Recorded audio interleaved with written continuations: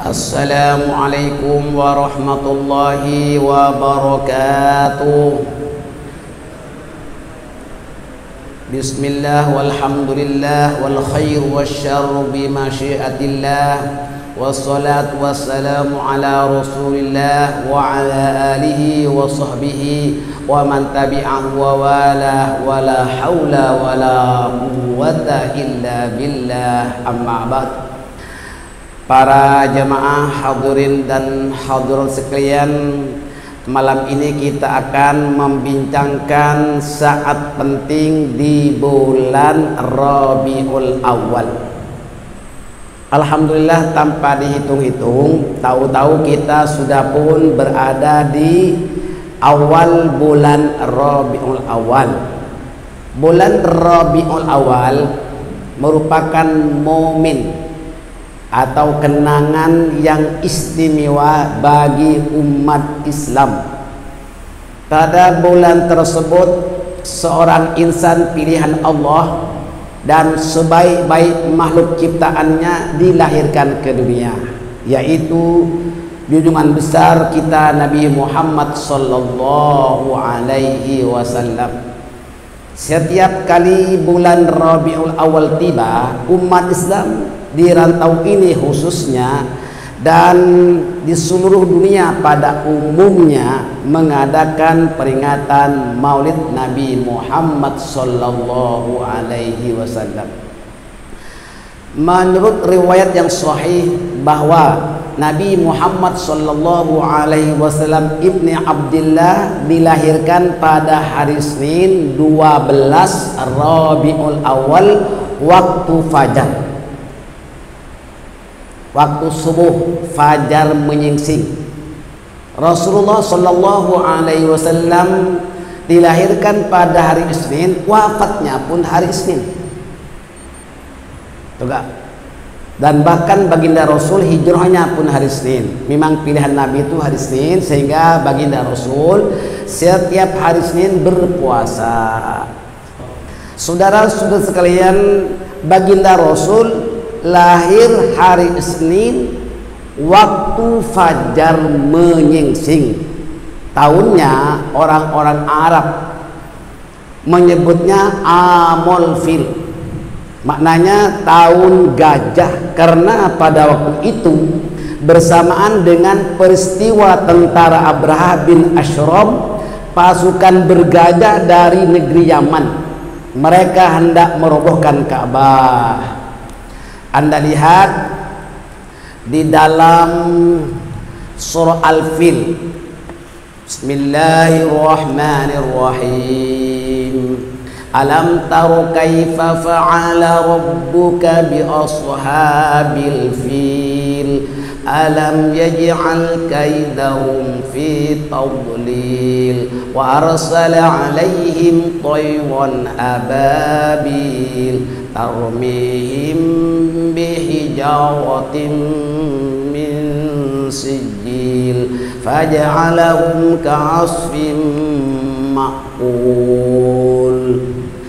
Alam taru kaifa fa'ala rabbuka bi ashabil fil, apakah tidak memperhatikan bagaimana Tuhanmu telah bertindak terhadap tentara yang bergajah? Itu dia daripada Yaman yang diketuai oleh Abraha bin Ashram.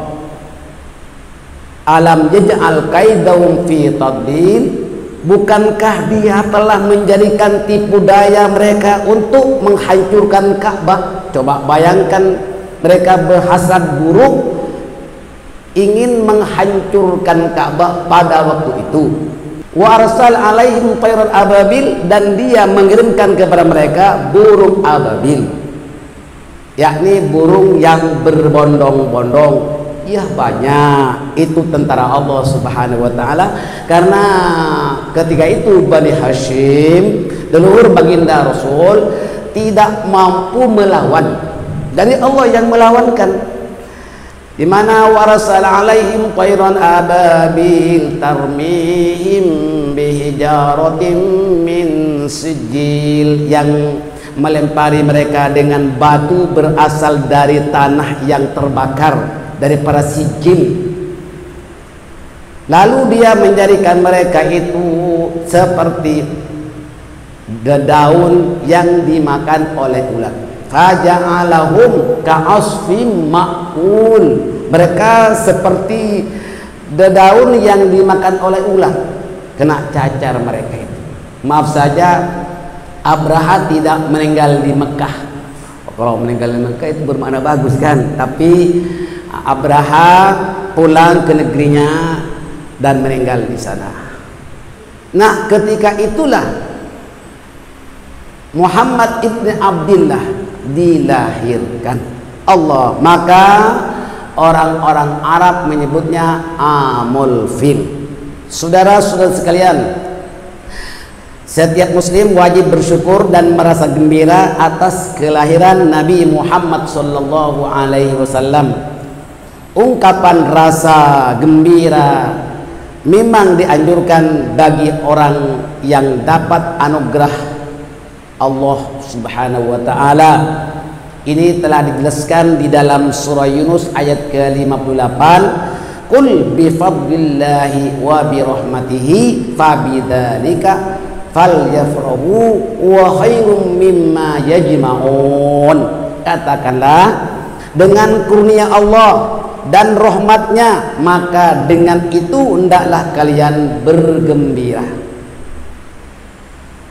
yakni bersyukur kepada Allah Subhanahu wa taala, karena itu lebih baik daripada apa yang kamu kumpulkan.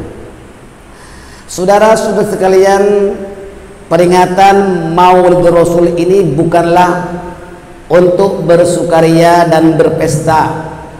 Ia merupakan tanda syukur, rasa gembira atas kelahiran baginda Rasul, sekaligus mengenang jasa baginda yang sangat prihatin terhadap penderitaan umatnya. Anda rujuk dalam akhir surah At-Taubah ayat 128. A'udzu billahi minasyaitonir rajim. Laqad ja'akum rasulun min anfusikum azizun 'alaihi ma 'anittum harisun 'alaikum bil mu'minina raufur rahim. Kan sering kita baca, bagus ayat ini kalau diamalkan. Itu jelas sekali bahwa baginda Nabi ini mengambil berat tentang penderitaan umatnya. Bahkan menurut riwayat, pada saat Nabi itu hendak mengembuskan nafas yang terakhir, malaikat maut mencabut nyawanya, terasa sakit juga. Lalu meminta kepada malaikat maut dan bertanya, apakah umatku sakit seperti ini? Maka jelas lebih sakit lagi. Apa kata Rasulullah? Kalau boleh, kesakitan itu akulah yang akan tanggung. Kumpulkan sakitnya nazar itu kepada aku, biar aku tanggung. Saudara-saudara sekalian, coba bayangkan baginda Rasul itu sangat prihatin kepada umatnya. Saudara-saudara sekalian, maka kita sebagai umat Nabi Muhammad SAW harus juga mengenang jasa Rasulullah SAW. Dari itu kita memperbanyak membaca sholawat, bukan kepentingan Nabi Muhammad SAW.